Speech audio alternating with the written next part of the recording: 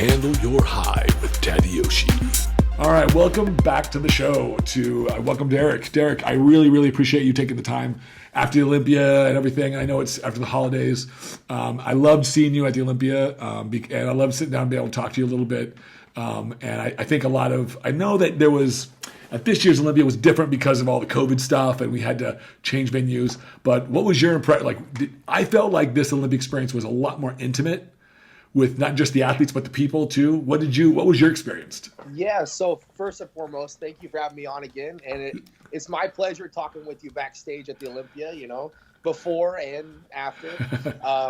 As far as this year's Olympia, man, I was telling everyone, it was so much different, right? It wasn't even, it was the most unique Olympia that I could think of. It was pretty awesome having it, kind of in my backyard in Orlando. That was pretty cool that I could just drive over instead of having to take a flight to Vegas. But, Vegas is cool because it's Vegas, right? And it's a whole Olympia experience in Las Vegas. So it's always exciting. This year being in Orlando was it felt like it was easier for me as an athlete to, like, if I needed to go to the grocery store, like drive like 5 or 10 minutes away, there wasn't nearly as many people on the roads. Oh, it was it felt like a ghost town. I mean, to me, it felt like it was easy. So as an athlete, that was pretty cool. But I don't know. I think a lot of people really enjoyed this year's Olympia, and it definitely was a unique one.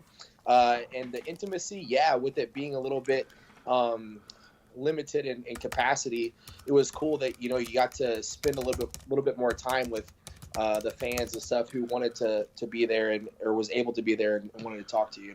That was, I know, there weren't as many people backstage. There weren't as many people around, and there was no big expo. There was a small kind of an expo, but it wasn't like all the massive crowds that we're used to. And that's the part of the Olympia experience that I don't look forward to, is battling my way to get from one event to the next, because it's tough, right? When it was in Vegas. But this was a lot more convenient, and there were some sacrifices that were made, but there were also some good stuff too. I'm just thankful as an athlete. I've said it many times, told Jake Wood, told Dan Solomon, told everyone that was a part of making this happen. As an athlete, I'm just thankful, that we were even able to do this year. So it was pretty cool. I've said it before, like, bodybuilding out of all other sports, we had a season. Tim Gardner was able to help pull off several shows down here in Florida, with it being like the Chicago Pro, New York Pro, Steve Weinberger's New York Pro was down here, and several others, so we actually got to have a season, and then we had to have the Super Bowl of bodybuilding being the Mr. Olympia. Shaquille O'Neal was there. We had Shaq, we had did you see Jason Statham? He was we had several celebrities there. So and what's his name from Batista? He was backstage too. Dave Batista. Guardians of the Galaxy and all. He was the dude I wanted to shake his hand. I didn't bug him though. I didn't bug him. So I mean, it was to no surprise that they pulled it off, man, and they made it a big one. They made it a good one. It was funny, like the actual production part. So the stage, the lighting, the video stuff, it was actually better than what I thought in the previous years. It was nicer. A big stage, man. It's huge. It was huge. You were up there. It was huge, probably. I had to do some cardio, I felt like. When I was up there. It is pretty. I felt like this year it was wonderful to be able to fucking get out and participate in the sport that we love so much. It feels weird not to go to shows. Maybe that's just me. But I was getting bummed out, like during the quarantine time. I was like, man, I just need to be back in the bodybuilding scene. So the Tampa Pro was the kind of like the first show of the year in a way. And man, I could tell you, like, everybody was rejuvenated and ready to. Everyone was fired up. I was calling it a bodybuilding party that weekend. Oh, absolutely. I mean that lit the fire, and then we just kept rolling into the next show.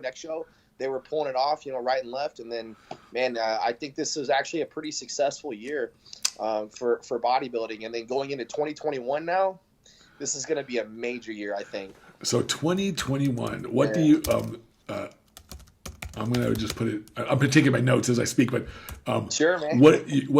Now I say predictions, but 2021 predictions, but it's not really predictions. It's more like, what do you see in your 2021 year that is going to make it special for you? And it could be bodybuilding stuff. It doesn't have to be. I'm just curious. Yeah, well, I tell you what, like it's almost like I fell in love with bodybuilding again. You know, I Oh, don't know. cool.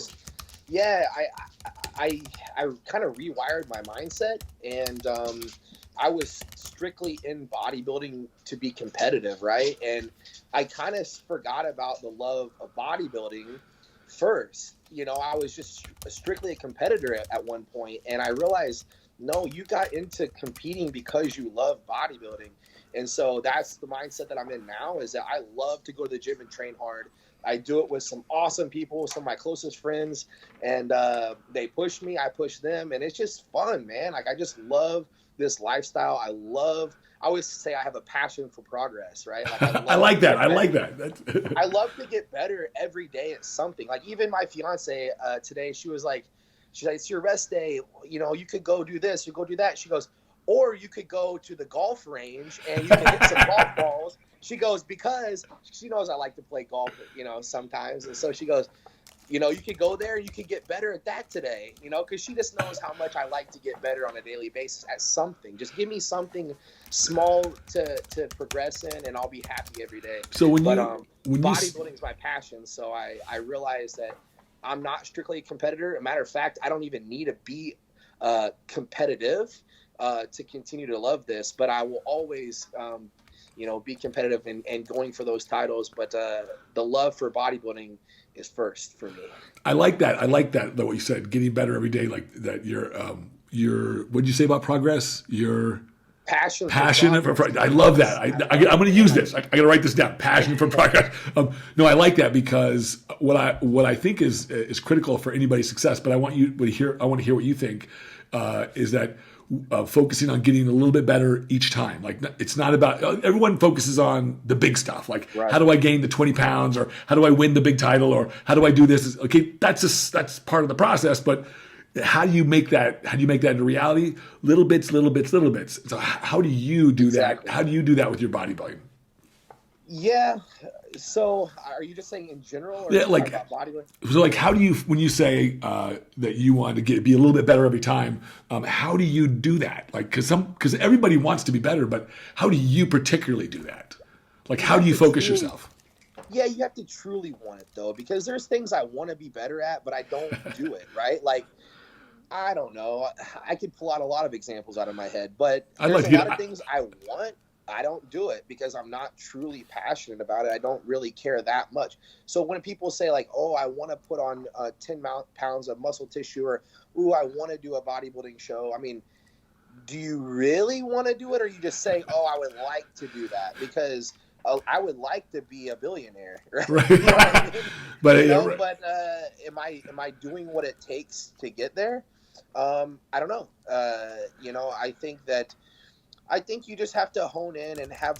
I posted it today on my Instagram story. I said about a vision, having a vision is so important, right? Like, it talks about it in the Bible, as a matter of fact. You know, where there's no vision, the people perish. Okay, so, sure, yeah, absolutely, yeah, okay. Yeah, so it's like you have to kind of know, like, what you like and kind of like what you're good at, which kind of go both hand in hand. Like, what you're good at is usually what you like to do more, and vice versa. So when you can simplify it to what do you like to do, and if you really like to do it, like, I couldn't get my butt out of the gym when I was in college, so that's when I knew, like, you know, you and me both, brother. Because, you know, there was guys that wanted to be bodybuilders, but they were only in there because they wanted to, for ridiculous reasons. Like, I just love to train hard. You're not going to get me out of the gym. This is my lifestyle. This is who I am. And so every day I want to get a little bit better at it, man. So I don't know. I just think finding out what you like, what you're good at, that's typically kind of your calling, I think. So. Yeah, I think it's funny. I keyed into wanting something, just simply wanting something, and then having true desire for something, like strong, passionate desire for something. And there is a difference. So, like, you're right. You're absolutely right. There's a really big difference, and most people don't make the distinction. Their wish list and their goal list are really merged together, and it's not the same thing. Like, I could wish that I could win the lottery, but am I playing the lottery every week? No. Exactly. It's like, That's a better point. you play the lottery? No, because you're not really. No, I'm not really. Yeah, I'm not really keyed into that. But it reminds me of a lot of people over the years that have come to me and said, "Oh yeah, I'll do." And you know this. You've heard this before, probably from 1,000 people too. I'll do anything to get my pro card. Will you really? Can you lose? Can you lose and learn? Can you lose and learn? And then it comes down to genetics and politics is what you always. Politics and genetics. That's why. Right. Exactly. Or maybe you just didn't want it as bad. Yeah. Maybe you didn't do, or maybe you're just not lined up yet. Just it's quite okay. yet. It takes time. You know what I mean? And that's something that I learned from people who are older than me, like that are more experienced than me, is that, I talked about how this year I went all the way back to my early days in grade school even, and how much I loved basketball. And I simply said, look at me now, I'm 5'6" at best. I would have never made it big in the NBA. And he actually looked at me and he says, well, how do you know that? And I said, well, I mean, come on, look at me, He said, but you never gave it time. Right. Well, if you never actually seen it through. You maybe could have been great at that. So you quit early. Wow. That's true. You ever hear of a guy by the name of NBA superstar by the name of Spud Webb? Oh yeah, that's the first person I thought of. 5'7", man. This dude's a little guy, and he's fucking dunking on these motherfuckers. He was a beast. He was awesome, right? Exactly. And I think that a lot of people, like, he's right. Whoever, I think that, and I say this to people as well, like, you don't know until you do it, until you really try. Like, don't lock yourself out of something before you even give yourself an opportunity, right? And give 100%. That's the thing. Give 100%. Day in, day out, and give yourself a time frame to where you don't break, you do everything so diligently to the T, so that way at the end of it you gave everything, and then you can assess whether that's something for you or not. Absolutely. Is that how you determined that bodybuilding was like the thing for you? I still just think yes and no, man. I mean, I gave everything I possibly could from day one. When I committed to competing and being a bodybuilder, I said, I don't know if you know this, but I watched a YouTube video. I typed in bodybuilding motivation because it was leg day back in like 2013, 2014. I go from being a wrestler and to just being in college, right? Earning my business degree. But I needed something in my life to get me driven. So I was like, man, I'm missing something out of my life that's like I'm not progressing enough, right? Like that's the passion for progress. Like I want something else in my life to be focused on to get better at every day. And I said, well, like it's leg day. I really don't want to be here. I don't really have a reason to train legs hard, so I really just wanted to sculpt my physique to look good at the time, right? And I'm like 150 pounds. And I type in bodybuilding motivation on YouTube. Bunch of pro bodybuilders pop up on the screen. I click on one and I'm watching it, and I just remember I got so inspired and motivated at this time. I looked in the rear view mirror, and I looked at myself and I said, I'm going to be a bodybuilder. And I stopped. I said it one more time. I looked at myself, I'm going to be a bodybuilder. So I said, okay, that's it. I grabbed my stuff. I walked into the gym. I went to every single person that was in the gym, which wasn't very many people, mostly my friends, right? At the rec center at the college, and I told each and every one, I said, I'm gonna be a bodybuilder, and they were just like, okay, whatever. Like, why are you telling me this? You just got here. What do you? I said, no. Give me 3 to 5 years, and you'll see. I'm gonna look like one of these guys that are pro. I don't know who these guys are. They end up being like Jay Cutler, Flex Lewis, like Rolly Winkler, some Evan Sitapani, a lot of great bodybuilders, right? I said I'm gonna be one of these guys one day, and sure enough, like I said, that was like 2014. So 2017 is when everything kind of started happening when I turned pro as Mr. USA. Well, I'm curious. Having that experience, like looking at these guys, not knowing who they are really, and then flash forward 5 years, and I'm sure all those guys now. Yeah, they're like your friends, crazy, man. And I don't know. I don't want people to take this the wrong way. I think it's very exciting and motivating for a lot of people. Is that when I was at the Arnold Classic back in 2015, that was the first time I'd ever attended the Arnold Classic. I was at the expo, and I actually went up to the animal booth, and I was talking to Evan and Frank and asking them just like some questions about sponsorships and being a pro athlete and this and that, And I remember turning to my friends, and they'll tell you, I said, give me a couple years and I'm going to be behind one of these booths. Lo and behold, the first people that got a hold of me and supported me was Universal. I love it. Is that crazy or what? Maybe it's just you asking the universe or God or whatever you want, and it's just fulfilling your own belief system or your own destiny. It's really weird. I don't believe in coincidences in this life. I think that I remember saying things that you look back years later and you go, oh wow, I have that now. You know what I mean? Like I've heard people say very similar things about like vision boards, where they'll do like these vision boards. Well, I don't know if you know much about vision boards, but people will cut out things you want, and then years later they'll go back and they'll pull it out. They'll go, oh wow, yeah, and then they'll realize that they have almost everything on that board now. It's wild. It's just it's really wild, and to be honest, that's kind of how things have played out for me in bodybuilding. Is that I just kind of believed I could do X, Y, and Z in this amount of time. And I just put everything I possibly could. I've tried to learn and grow as an individual, as a bodybuilder. I tried to cross every T and dot every I to get to that, right? Like I had these goals, I had these ambitions, and I just said, okay, how do I break it down to get there? And step one, boom. I got to get my butt in the gym. I got to get my meals right. I got to rest enough, and I got to be consistent. Yada yada yada. How do I train? I need to learn from other people on how to train, right? Or what shows should I do? I don't even know. So sure. Seeking guidance from others who are more experienced than you is very important, and definitely not thinking that you got it figured out ever. Always learning and evolving. Well, I think once you realize, or once you think that you know it all, then you're done. You're done growing. This is it. You've reached your ceiling. That's it, man. It's done, because then you've reached it. If there's no one else to learn from, what do you got to create some new stuff, or are you going to have to? But I want to go back to this thing you talk about belief, and then you realizing later that these things were all around you. I really, really, really do think it's a very powerful thing that most people don't realize. And I tell people this.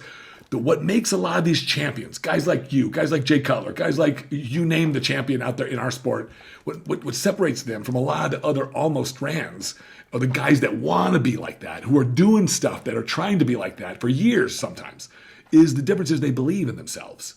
And they think, oh, well, that seems a little simple. Like, oh, there's a lot more to it. Not a lot more to it. Because when you believe, that means you're not going to accept defeat. You're not going to accept things that stand in your way. You're going to know that this is just temporary. I know I can do this. Exactly. Yeah. So exactly agree. It's just like Jim Carrey writing himself like a $10 million check or something. That's right. Exactly. He just knew it, and like he knew roughly about the time frame he was going to do it too. And that's really weird that like that's kind of how it's been with me in bodybuilding. Now I believed I was going to win the Olympia this year, right? Or even the year before, and it didn't happen. Now that's okay. It's okay. It's not going to that shouldn't stop a person. It's definitely not going to stop me. No. But I think it's important that we recognize that you don't always get what you want, and you don't always your vision doesn't always come to fruition exactly the way you believe it, and that's okay. But as long as you keep taking each step forward and keep moving forward, you will get there. So I thought, okay, I give myself this amount of time, I'm going to make it happen. Well, it didn't quite work out in the time frame, but I'm not quitting because I will get there. That's it. That's the thing. So I think it's important that we do recognize that, so that people don't think, well, I said I was going to put 10 pounds of muscle on in a year. I didn't do it. I only put 8 pounds of muscle. So I don't think bodybuilding's for me. Dude, that's a pretty good solid year, So that's a really great year, actually. That's why I made sure to bring that up, is that, not all my goals have been fulfilled yet, but that's not going to stop me. Right. Well, so what did this, I'm curious, what, from your, I know that, I believe the same thing too. I believe that we might get the details wrong. We might get the details wrong. Like, when exactly am I going to win the Olympia, or when exactly am I going to arrive at this destination?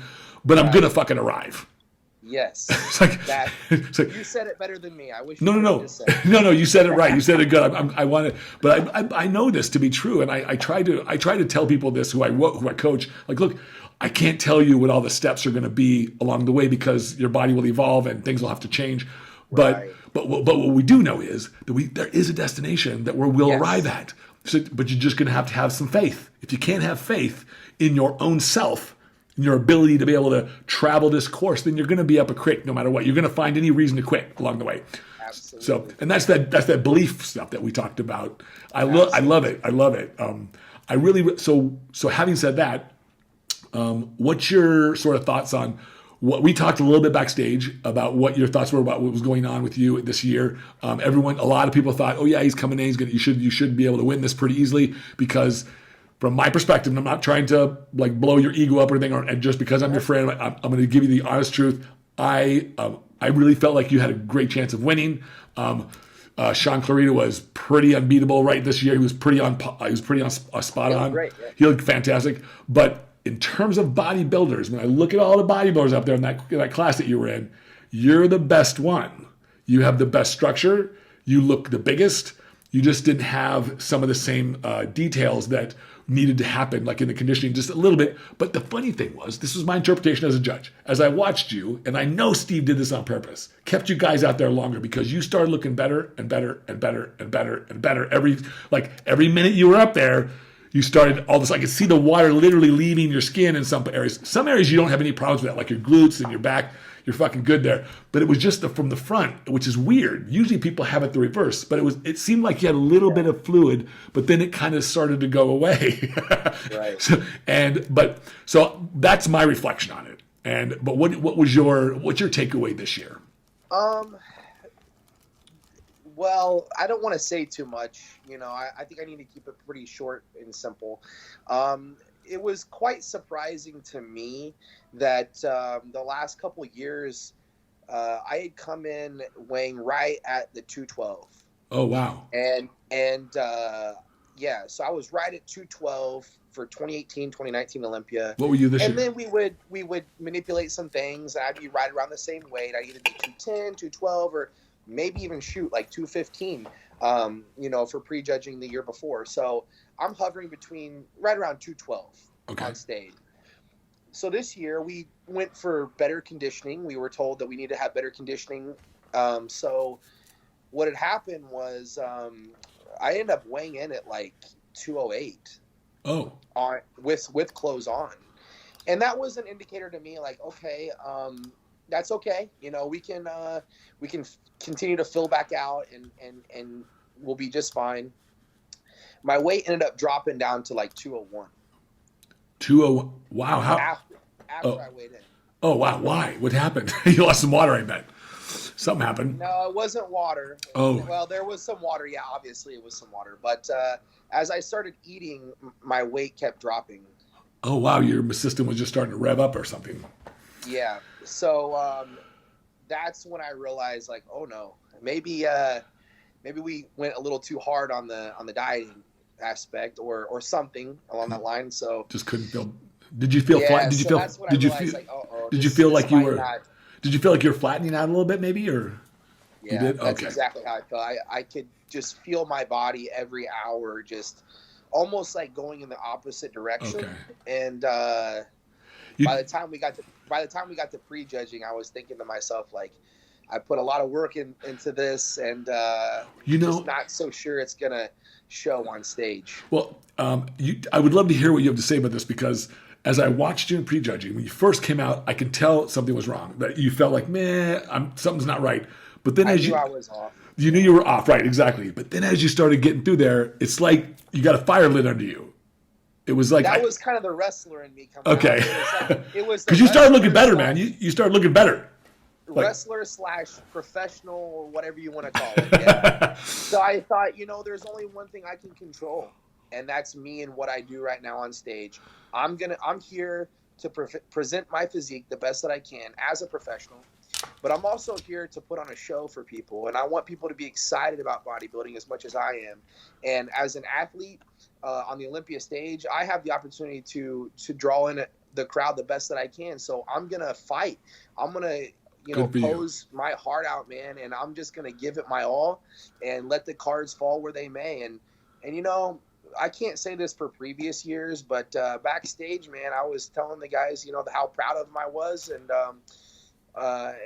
like Sean, we were pretty sure Sean was gonna pull it off, and I told him, like, I'm proud of you, man. Like, I'm happy for you. Like, if it's not me, I'm happy you got it, man. So, and I think that's how it should be, right? I think absolutely we should be here to push each other and help to see bodybuilding grow, and give the fans. I mean, I'm a super fan still. Like, dude, I couldn't even stop talking whenever I was watching the Open on Saturday night. You asked my fiance and some of my friends that were sitting around me, they're like, literally, Derek, shut up, man. we want to watch this for a second. Man, I'm a fan too. Like, I can't wait to see who wins this, man. So I just think that we have the opportunity to give back in that way, and being an athlete's so much fun, man, on stage. And like I said, that's all I can control. I think people saw how passionate I am, even when I knew I was off. Doesn't matter, man, because I'm just gonna keep trying my best to get better, and eventually I'm gonna nail it, and it's gonna be great. I have a sneaking suspicion that you're gonna be that you will. Eventually, you can't hold. I really nailed down. I firmly believe, man. I firmly believe it. I've always thought of myself really a lot like the old story of the tortoise and the hare. It doesn't matter if I'm winning in the beginning. It just matters that I keep putting one foot in front of the other, because I might not beat some people who are just going to be rock stars. They're just going to be rock stars, but I'm going to be able to beat most everybody else because most everybody else will quit when it gets tough. I think that's what we have in common, is that we're resilient, right? And it's not because we're trying to be tough guys. We just love this, right? We just want to keep being better at this. Exactly. It's very, very easy for me to want to keep going because I like it. And I think that's the perfect attitude. So when you think about getting better today, after this year's Olympia, after this last year's season of competing, when you're working with Matt, right? So I have had the same coach from day one. His name's James Brown, and JB Prep. Yeah. I didn't want to. I haven't really announced anything yet, but I think that's he and I decided, that maybe I need to seek other guidance. Well, I know you'll make all the right choices. Just follow your heart. When you look at what's going on, like what do you see as what's next for you? Like, how are you going to take this year? What do you see what's next for you? I mean, you don't have to give I don't expect you to tell me, I'm going to switch this coach and we're going to do this, but I'm just in general, like, how do you feel about, like, what do you want to do? What would you like this next year ideally to be like for you? I'm not saying this is what I'm going to do. I might run right back into the Olympia in the 212. I don't know. But I am ambitious about competing more and being more involved in the sport. I've only done the Olympia each year the last few years. So this, I will likely just go right into the Olympia again this year. But I'm going to be nose to the grind. Ever since Monday after the Olympia, I've got my butt right back into the gym, and I've been sticking to the diet, and I've been training hard. And I don't know, man. I'm waiting to see how the schedule comes out for 2021. And I just realized, like I said, like, I'm a bodybuilder, so I'm just going to go in the gym. I'm going to train hard. I'm going to stick to the meal plan, and whatever happens, happens. I mean, if I can keep doing the 212 and doing very well at that, then that's the plan. If eventually my body grows out of that, it does. I'm not looking too specific at the details like we were just talking about. I'm just being a bodybuilder, and I'm going to keep being the best I can at it. And when I decide, and me and the coach decide, this is the show we're going to do, I'm going to lock it down. That's going to be what we focus on. Nothing more beyond that. And then once we accomplish that, we'll go on to the next task. And I think that's also very important, because a lot of people talk about, I'm going to do this warm-up show. Well, to me, I don't think that there should be a warm-up show. I think there should be this show, and then that's it. That's all you should be thinking about.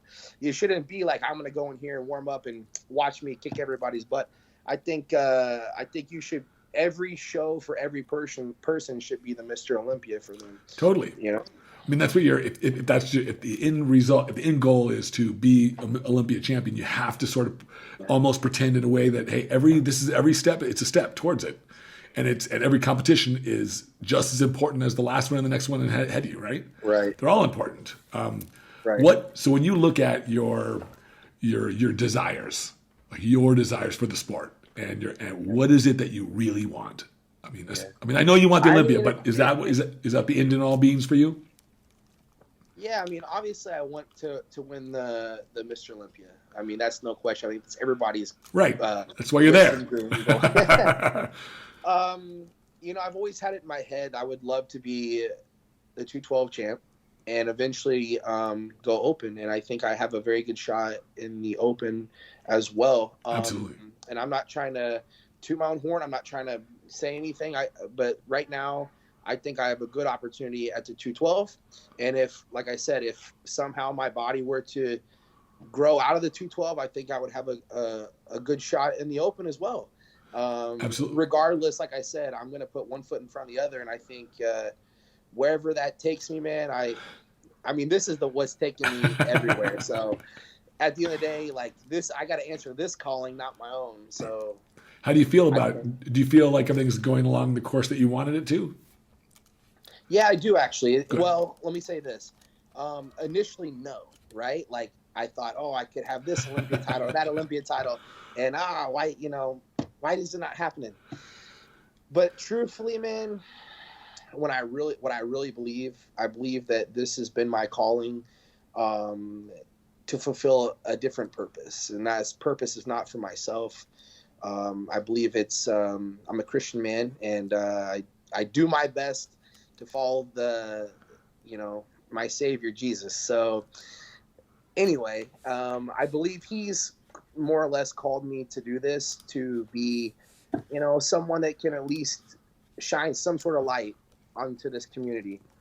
So that said, me placing second last year, not 2020, but 2019, man, I was really bummed out about that one. I'm not gonna lie. I was shooken up. Okay. And I didn't think about anything besides myself.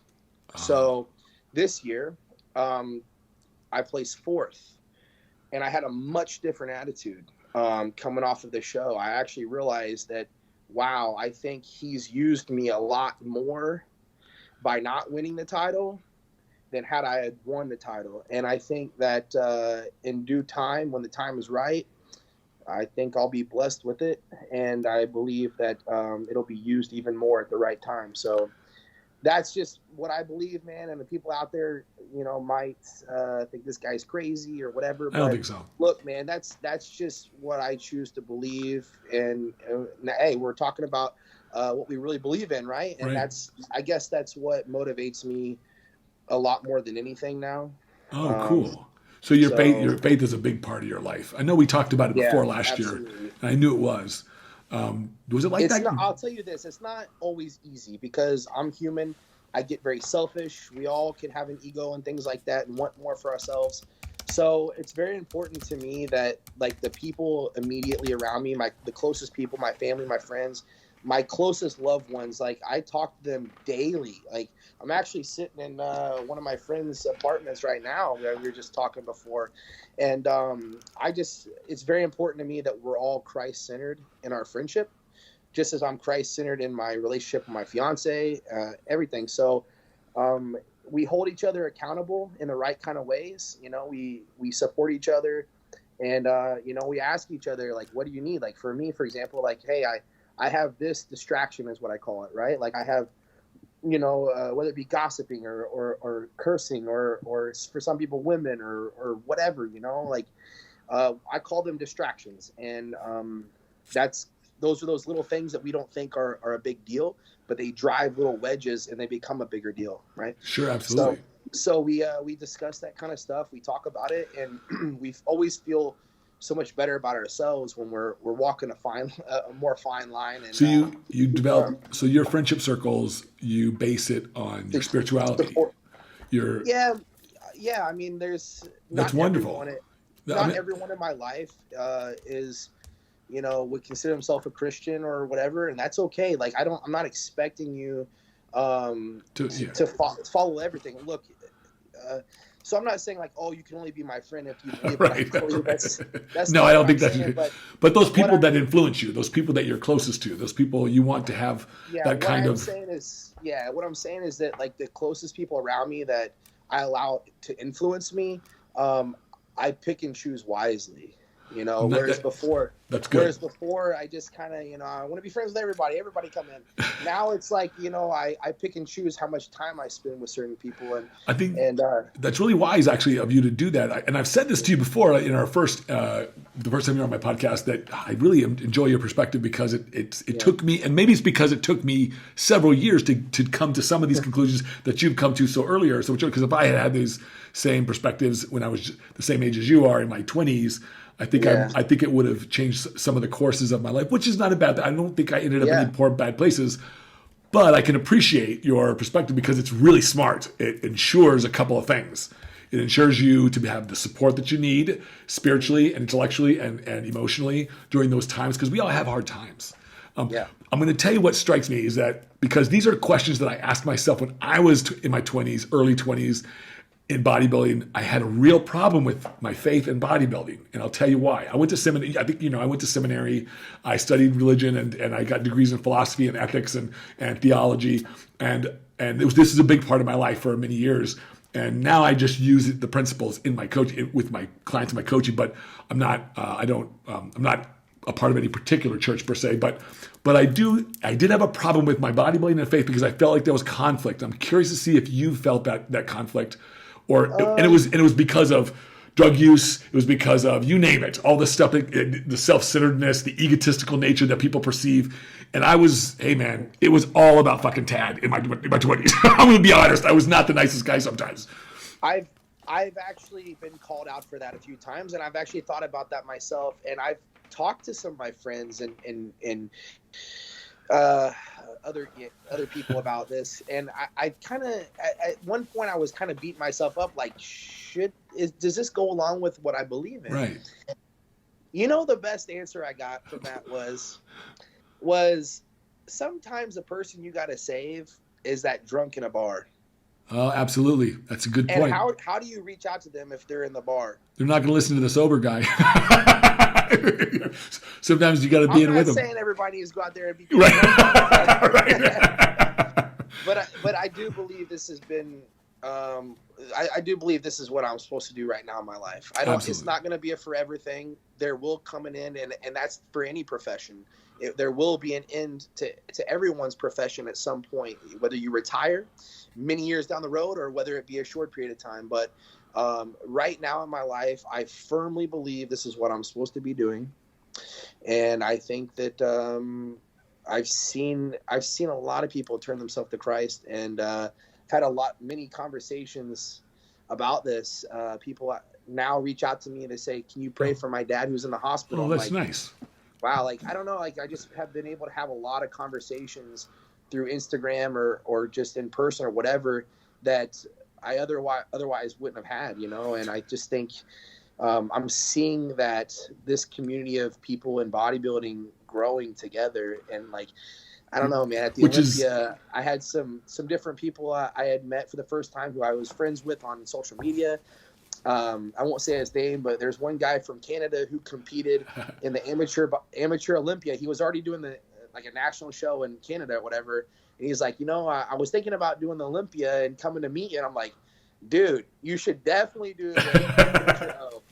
And so he did, and we actually met up at a photo shoot that I was doing. Oh, cool. And he was there, and we hung out, we talked, and he's a Christian man too. And it's just, I don't know, that kind of stuff is I don't know. It's just I actually can't believe that it's happening so much right now in bodybuilding, or at least what I'm seeing. So no, you're. I think it's wonderful. I think that it really is interesting how our interest, our passion, your passion, my passion for bodybuilding, for competing, could strike a chord with other people and develop that sense of rapport. And I've had very similar experiences with people throughout the years. I'm sure you'll have many, many more. I know you will.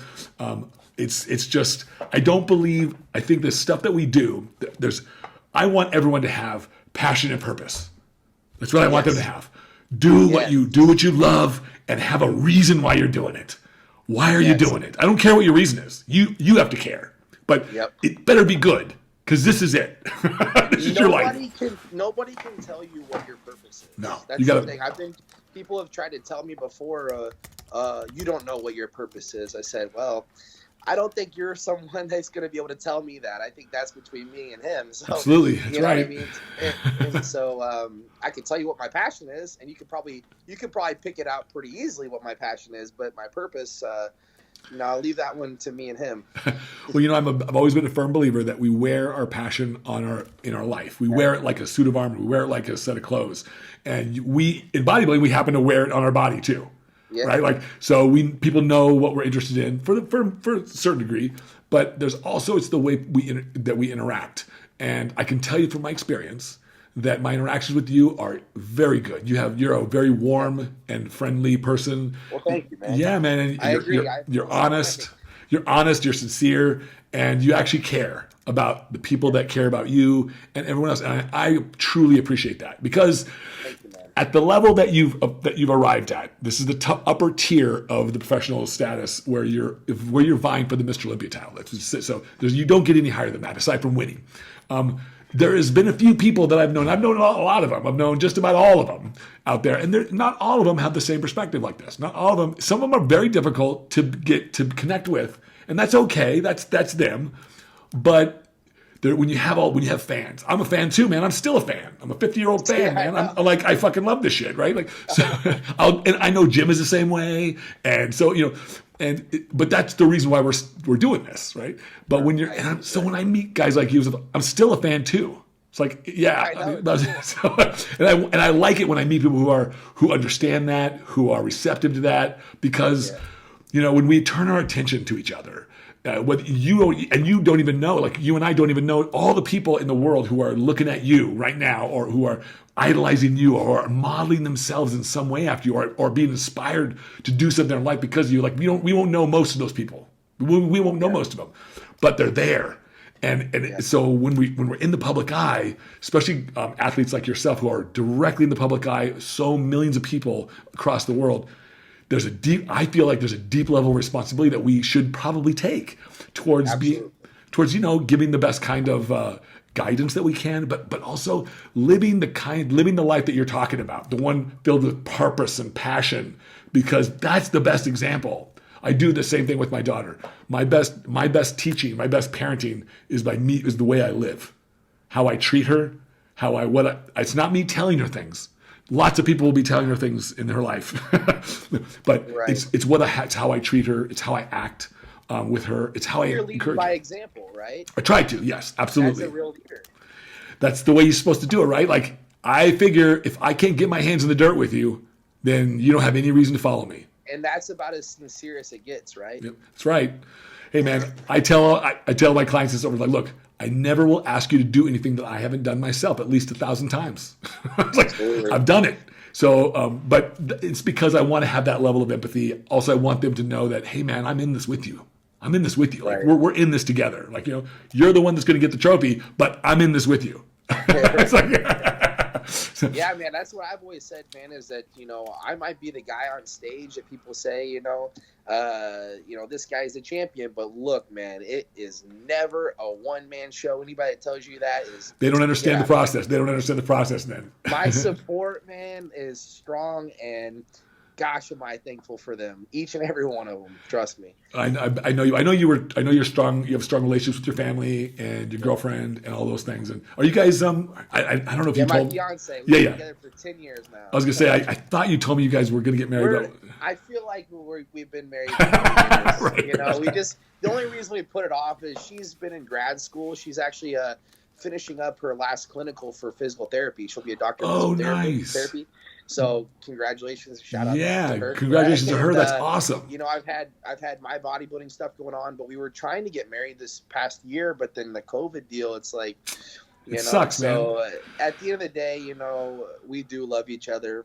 We're very much committed to each other. We both believe we're put in each other's lives for a reason. So, we kind of feel like we're already married. We're almost like we forget we're not, in a way. It's did you guys? Where did you guys meet? Just out of curiosity. So we met online on Facebook. She Oh, really? My DM, you know. That's awesome. Well, these days, man, I talk to people. So, like, when I grew up in the 70s and the 80s, it was different, right? There was no internet. There was none of that stuff. So today, now this last year, I decided to be single. I broke up with my girlfriend in Chicago, and when I moved to Arizona, I said, you know what, Tad, because I'd never been single for any length of time since I was 16. Yeah, I've always been with these long. I've been tied down. Right, I've always been, and I'm happy, and I was always happy about it. Always happy about it. But I thought, gosh, I'm 50 years old. I've never really been by myself, and I thought, I need to spend this year by myself. So I didn't date. I might have dated once or twice, but I didn't really. I wasn't really committed to this dating stuff. So and then COVID happened, and it's like, okay, fine, man. So I've just been sort of chilling, and man, it's been the best. Ironically, it's been the best year for me from my personal space. I've gained a lot of doing a lot of internal introspection. I feel much more comfortable about myself. I don't know about you, but when I was in my 20s and 30s and even my 40s, most of my 40s, I felt like I needed to be with somebody. Like I wasn't complete without having a partner. And I always chalked that up to the fact that I was an identical twin, that I'd always had a partner in my life, but he was just my brother. And I could share things with him, and I could just call him at midnight, and he'd be over my house in 10 minutes. Like if I needed him to, right? Like that kind of thing. But now I know, I should feel the same way about myself without anybody. Yeah, so her and I have done long distance at different times. So, we don't go more than really a couple of weeks without seeing each other. But with her being in school and me being in the Olympia prep, and I moved down to Florida, she's been in Indiana for the last couple of years. But again, we've spent the majority of the time with each other. But there's been times where we go a few weeks not seeing each other. We're both very independent people. We're both very strong-willed. We have our own passions and stuff, but I don't even want to say we choose to be together. We choose to be committed. We just do love each other. I think we really are really meant to be, honestly. You know when you know it, right? You know when you know it. It's our relationship has evolved so much, over 10 years, especially in the teens and 20s. I don't know beyond that yet. No, you're right. Well, actually, they say that it's like that's what they say. They say it's like psychologists and biologists, sociologists say every 7 years. So every 7 years, every cell in your body is replaced. It takes 7 years, right? And people evolve about every decade. So it's been important to me and her is communication, being open and honest about everything, and I don't know, it doesn't really seem like work. I truly believe, she loves me wholeheartedly. I love her wholeheartedly, and that's all that matters. I don't know, man. It really isn't hard, I guess. And it works. I don't know. If it's working, it works. You were kind of asking, do I feel like I need somebody? No. Well, I was saying that I felt like I did. No, I know. Yeah. I kind of wanted to address that because I don't want this to be taken the wrong way, and this is a very touchy subject. I hope she's not watching this. No, I love her to death. She knows it. But I know that I can handle. If I needed to, I could do everything I needed to do on my own, and so could she. And that's actually. It actually creates confidence at least in me, knowing she doesn't really need me. But she loves me and wants to be committed to me. And for me, that means more to me than anything, because I think anybody can be self-sufficient. But when you really love someone, then it's just different, man. And it's funny. I don't know. No, I agree. One, I think when you really do love somebody, you only have unconditional though too. Right. When you that's what I call that true love. When you really love somebody, you don't just love what they give you. Nah. You love them. Like I love my daughter. I don't love what she gives me, the love that she gives me, the attention she gives me. I love that too. That's just a benefit. That's a nice feeling that you get. But I will make choices, and I've done this in my life with her, make choices that are in her best interest and not mine. Because the way I feel about it is her best interests are my best interests because I want her success. I want her to be healthy, happy, and safe. And I want that for everybody. And I can't make those, we all can't make those decisions for each other. But I agree with you. When you truly love somebody, when that's unconditional, that means that you don't require them to do anything for you to love them. This was a hard concept for most people, and they don't realize it. They don't realize that. Yeah, because most people have expectations in a relationship. And when you have, well, here's how you know. When those expectations aren't fulfilled, that's when it shows up, when the type of love shows up, because most people will withhold it. Will they ever be fulfilled? Because I don't think you can. I think if someone sets an expectation for you, especially if you don't know what the expectation is, or what are you expecting from me, and how much are you expecting from me, and when are you expecting it from me, and how are you expecting it from me? When there's these kind of expectations, I can't read your mind. No, you got to operate on your own. How am I supposed to hit that? Because even if I knew, you'd probably up the ante and want even more. So I don't think there needs to be expectations. I think there just needs to be that unconditional love. A lot of people, I think that most people would agree with you, but most people don't operate that way in their relationships. It's hard. It's difficult. It's difficult. Because we become selfish, egotistical, prideful, all those things that we don't want. Destroy yourself, It's a focus. It's only harmful to you, and then you harm the relationship, and then it's done. It's really interesting because I've had to come to this later in my life and realize, like, oh wow, I didn't really love that person the way I thought that I loved them. I loved what I felt like I was receiving from them, the love that I was receiving. And once it stopped, then my position changed. And then so now I changed now I don't require anything. This is why, and people think my ex-girlfriend thought it was strange, I think, because she didn't quite know how to get, she really wanted there to be some level of expectation fulfilled. And I'm like, I can't promise you. And I'd be a hypocrite if I didn't admit, I didn't really start to understand this until, I would say after we got engaged even. I think that, right around the time we got engaged, I would say that's whenever I started really realizing the difference between the what we were talking about, the feelings and what you get from this and whatnot, to you just love the person unconditionally, and you throw love does not have pride or ego. There's none of that, so once you throw that to the side, things get much easier. What I usually remind myself of is like my mom. I love my mom unconditionally. It's easy to love your mother unconditionally, at least for most people it is, because she doesn't have to do anything. She doesn't have to give me anything. She's already given me so much. It doesn't matter. So now when I try to compare that, my mother couldn't do anything, or any of my brother can't do anything personally to make me not love him or her, right? And neither my daughter. So I try to extend that to everybody that I touch. It's I love you. You can fuck up. It doesn't matter. That's on you. But I'm not going to hold you accountable to it. But because because I know how good it feels to have to feel that. Exactly. So I'm being selfish. I want to feel that. I want to feel that good, loving feeling always. That's funny. But that's okay though. I think that's the blessing that you receive. Just like I love that. Yes. I used to feel the same way. Am I just giving because I feel good about giving? Right. Or what's the deal? Is it all my selfishness on why I give? And I just think, not to go off on a tangent. No. This is pertinent.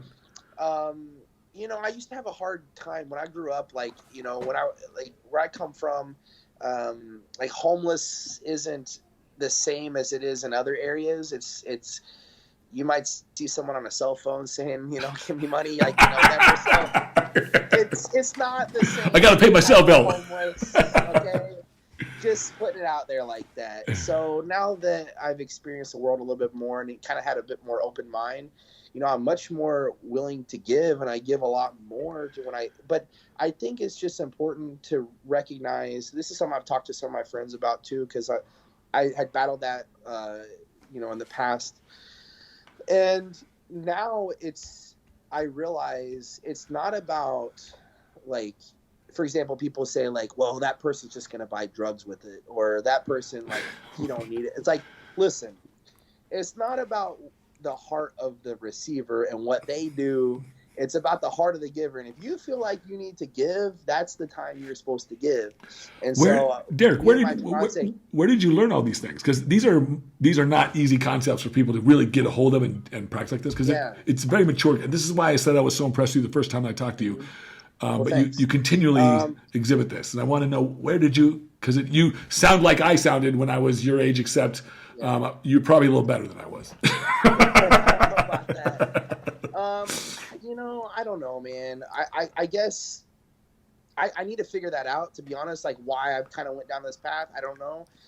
It's a calling, man. I obviously grew up in a Christian church, and so that was something that was like early on with me. Like, so some of these things tie in with that. But I think at the end of the day, I realized the closer that I follow these beliefs and my Christian faith, it's like, I tell people, I say the worst thing that could happen if you follow the Bible is that you live a happy and blessed life. Exactly. I'm like, thank you, man. No, I totally agree, man. Like you might not go do the fun things that society says is but fun. But there's other fun things. It's not fun. At the end of the day, you know it was wrong. Like deep down, you still feel a little like, so I'm gonna. So I'll share this story. Oh, I got hammered last night, but you know what I mean? Like, there's still that. There's the edge to it. Right? When I was. So I guess when it comes to the relationships, when it comes to bodybuilding, when it comes to any of this kind of stuff, it's like I want to know the honest truth. Like, where's the baseline with this? Like, where am I at right now? Like in my way of thinking, or where am I at with my physique? Like, be honest with me. I want to know, and you got to tell yourself this too. You got to be honest with yourself. Like, where am I at right now? Where do I want to get to, and how do I get there? So you're probably thinking, again, bodybuilding, but I'm actually talking about like living a happy, blessed life, right? So if I can think to myself, like, I can eliminate these distractions. Remember, I was talking to you about distractions. If I can live my life a little bit more narrow, like walking a finer line, yeah, it might be tough, and there's going to be times where I make mistakes, man. We're all human, and there's times where I deliberately make mistakes, and I'm like, man, come on, but at the end of the day, you have to strive not to do them, and the better off you are doing that, you're going to be much happier, you're going to be more confident in yourself, and just everything around you is just going to fall into place better. So knowing that these kind of things, like the whole, it's not about the heart of the receiver, but the heart of the giver type thing. Like, just knowing that I don't have to feel bad if I don't give in a situation. If I just don't feel like the timing's right, I'm just like, look, like, this is just like a pinch.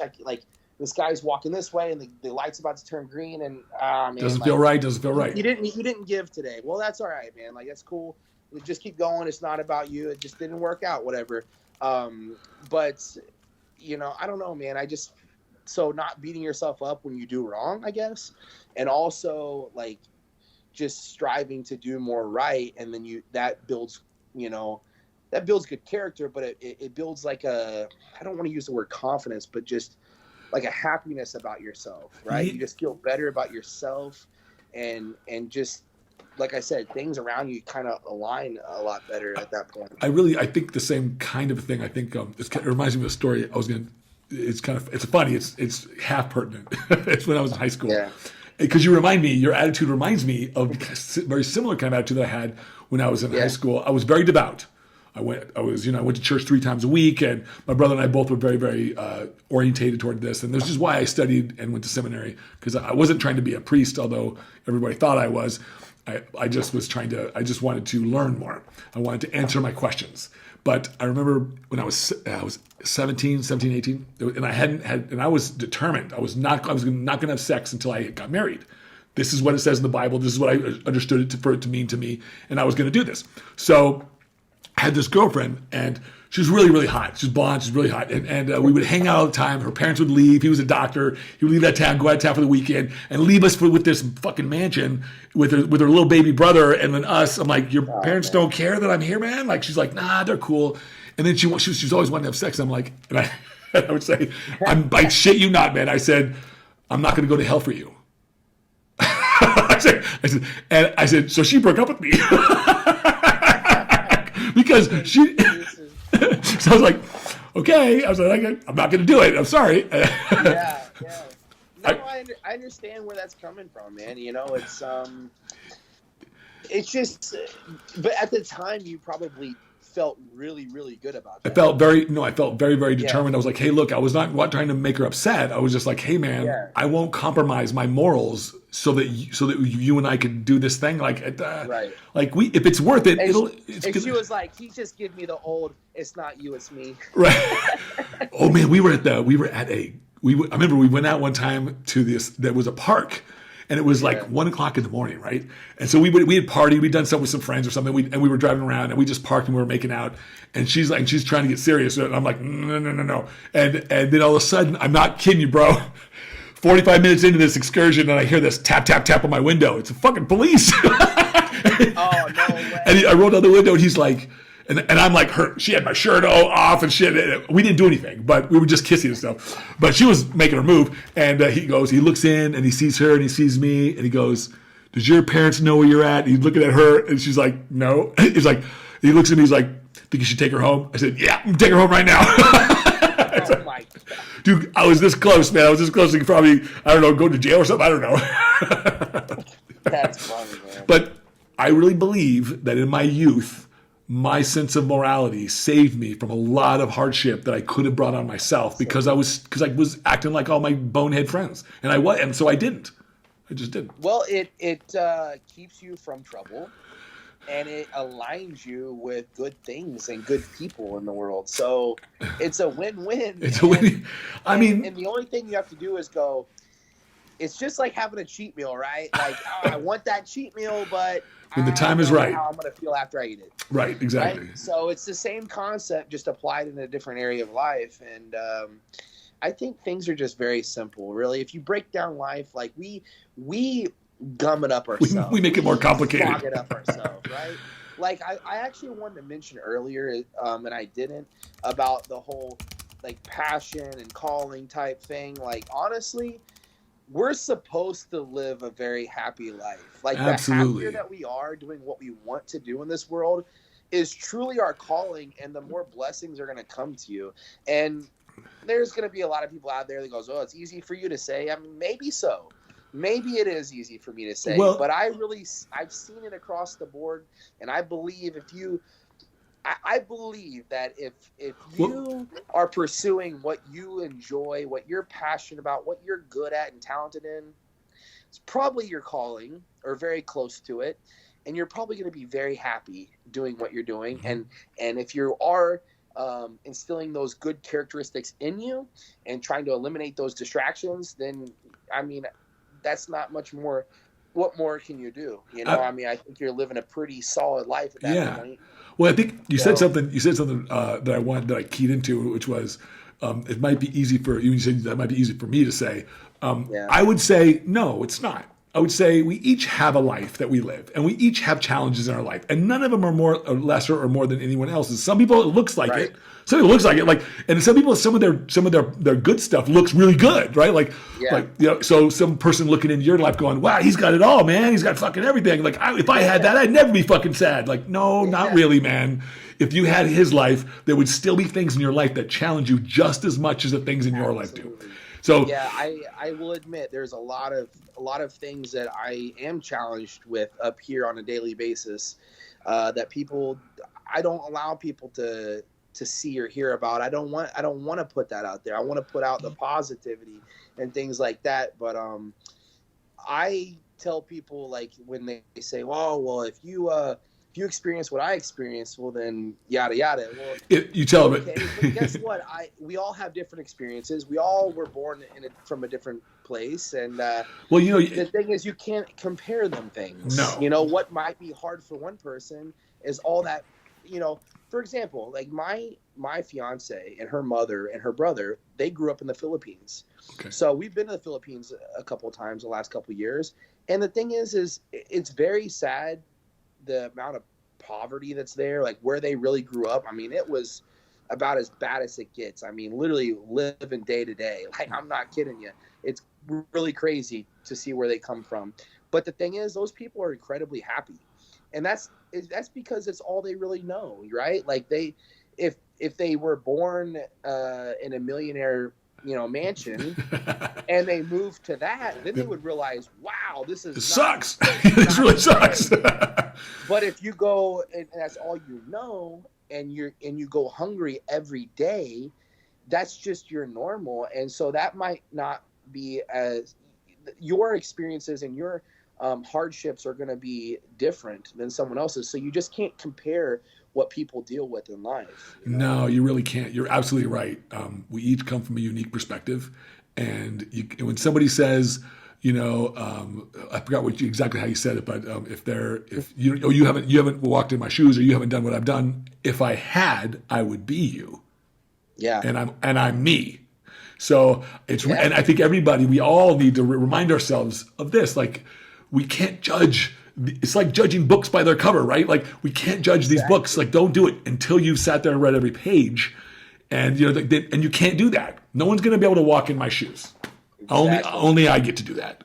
I can't walk in yours. I have to trust you. I have to ask you. I have to invest myself into your life and ask you. But even then, I get a very narrow slice of what you actually have to go through. Right. And because of I know that, I give everyone the benefit of the doubt. I give everybody latitude. Some people don't do this. I know people that just don't give people latitude. It's like, okay. That's the way you want to live. But they're usually the first ones to ask people for latitude too. I always think it's funny when I see these. I don't know why it's always prevalent in rappers or inner city youths. They're talking about how they want respect. I want respect. And everybody who knows about respect knows that it's given. You can't ask for it. You have to. It's just given to you. And it's given to you for good reasons. Usually it's because you gave it first. It's like, you get what you give. So if you're not getting respect, that means you're probably an asshole. It's like, you're probably being an asshole to somebody, and you might want to bone up on your etiquette, so then maybe they'll treat you better. We tend to reflect back at each other what we're receiving from them, which is, so I always get really wonderful responses generally, because I try my best to keep myself centered in this perspective of love and joy. Whoops! Oh, you got. Sorry, I'm on 1%. Oh, go ahead. Plug your phone in. Yeah, that's why I was trying to find it before it cuts out. The next, I wanted to ask you about being at the Olympia this year, and we had a lot. We had just about every division changed. Go ahead. And plug her in. Sorry. It's okay. Who's your bud? It might cut out. So sorry. Oh, that's okay. We'll fix it. There's no problems too big. Awesome. Thank you. Did that fit? I don't know. Uh-oh. No, it's not the right one. That's iPad. Well, looks like we lost Derek there, and so we had some technical difficulties. His phone died, and now it's a little late, so I'm just gonna have to have Derek back on my show later. I was hoping to ask him a couple questions about Big Ramy, what his reflections were on Ramy winning the Olympia from his perspective. I know he was pretty happy about everybody doing well, but we'll have Derek back on. So I apologize to everybody for the technical difficulties. The first show that had some difficulties like this in all the shows I've ever done. So I apologize, but I'll have Derek back on.